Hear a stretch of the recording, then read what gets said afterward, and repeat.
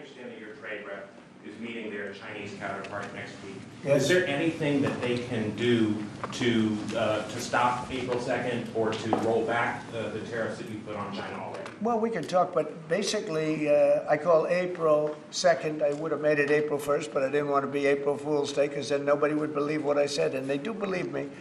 April 2nd is going to be Liberation Day for America. We've been ripped off by every country in the world, friend and foe. We've been ripped off on trade. We've been ripped off on military. We protect people, and they don't do anything for us. It's just so unfair for years and years. And now some of that money is going to be coming back to us in the form of tariffs.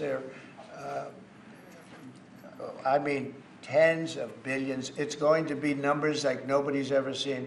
So NVIDIA announced today, you saw that, hundreds of billions of dollars of investment. The biggest chip maker in the world announced hundreds of billions of dollars of investment. Hundreds of billions, not millions, but billions. They're all coming here. Apple just announced $500 billion worth. They're going to build plants here. You know, they built their plants in China. They're going to build them here. And they're starting immediately. We have investment, the likes of which this country has never seen, already announced. And they all want to have news conferences. I don't have enough time to have that many news conferences. But I would say so far at least $4 trillion. $4 trillion is coming in. Car companies, very importantly, a lot of the car companies that were going to build in Mexico or Canada are now building here. Because I don't want cars from Canada. I don't want cars from Mexico. They want to do it, it's fine. But I want the car companies to build here, not, you know, they were building in Mexico 3 plants, big plants, really big plants, and they were going to sell the cars right across the border. We wouldn't have the jobs, we wouldn't have the profits, we wouldn't get the taxes, we get nothing. All we get is unemployment and empty factories. Those days are over. So now those 3 places are going to build here, but many more than that. We have a big one. Honda is building, just announced a really big plant in Indiana, great state, smart place to build.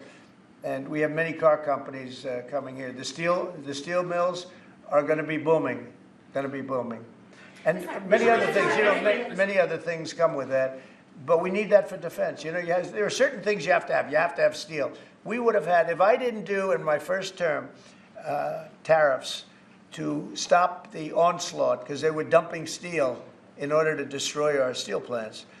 If I didn't do 50% and even 100% in certain cases tariffs on steel, you wouldn't have a steel plant in the United States. And Biden was unable to get rid of those tariffs because they threw off so much money that his numbers, which didn't work anyway, because his numbers were terrible, what he did, the way he spent money was so horrible, and what he allowed to happen to energy. That's the other thing. Energy is going to be like it's never been before. Mr. Vice President is here. If you have do you have anything to say while you're here? He's a very good Vice President. I'm just here to watch the show, sir. Okay. I think airplanes are pretty cool, so I want to go check this out. It is cool. Mr. President, what does China do to take off the trade war at this point, though? Well, I'll be speaking to President Xi. I have a great relationship with him. We're going to have a very good relationship. But we have a $1 trillion deficit because of Biden with President Xi. More than that. I mean, I've heard $1.2 trillion. We have a deficit. And I've explained that to President Xi. We also have a problem where he's allowing fentanyl to be sent into Mexico and then cross the border and, you know, killing. I think the number is much higher than the 125, 115 that I think it's closer to 300,000 people a year. And so that's a problem. But they have a tremendous surplus against the United States, and we don't want that. Mr. President, why do you